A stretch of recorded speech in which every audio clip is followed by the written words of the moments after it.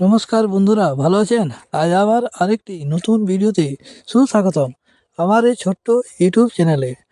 আজ নিয়ে এসেছি স্ত্রী সম্পর্কে একটি চমৎকার পোস্ট। স্বামীরা অবশ্যই এই পোস্টটি পড়ুন, জানতে পারবেন স্ত্রী সম্পর্কে চমৎকার পোস্টে কী বলা হয়েছে। ভিডিওটি সম্পূর্ণ দেখুন এবং বুঝতে অসুবিধা হবে না আমি জানি।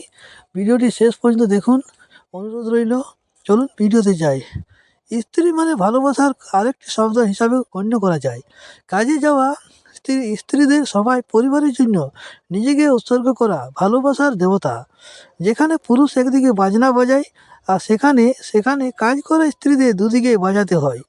মহিলাদের মুকুট সৌন্দর্য, তবু বাইরে সময় তাদের কেবল টেনে নিয়ে যায়।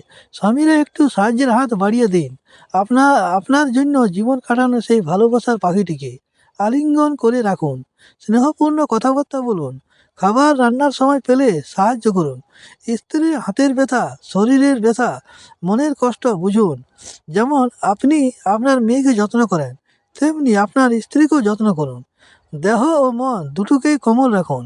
স্ত্রীর রান্নার প্রশংসা করুন, রান্নাঘরে থাকা গরমের ছাপ দেখুন, এগুলো তার ভালোবাসার চিহ্ন।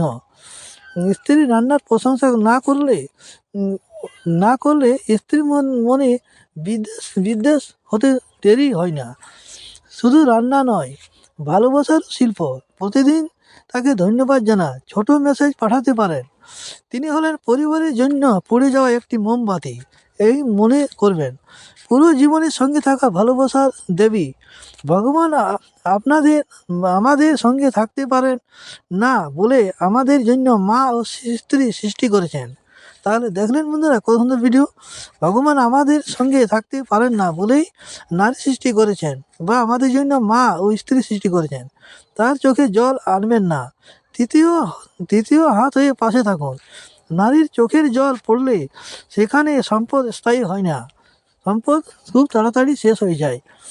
তাই তাই এই ভিডিওটি শেষ পর্যন্ত দেখার জন্য অনুরোধ করা হয়েছিল। যাই হোক, ধন্যবাদ বন্ধুরা।